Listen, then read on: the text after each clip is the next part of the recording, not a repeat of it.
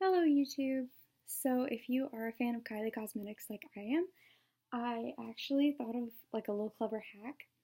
For anyone who buys this large empty pro palette and you don't want to pay $7 per eyeshadow, or you want an eyeshadow that isn't sold as a single per se, I've got 3 regular singles in here right now, but take one of your old palettes.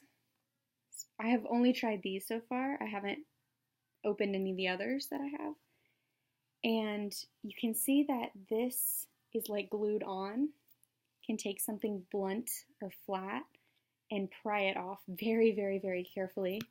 I did this with my purple palette, and once you peel it back, this is what you're going to see. And these magnetic spots hold each pressed powder. So you can just pick them off and put them in your palette. Hope you guys enjoy.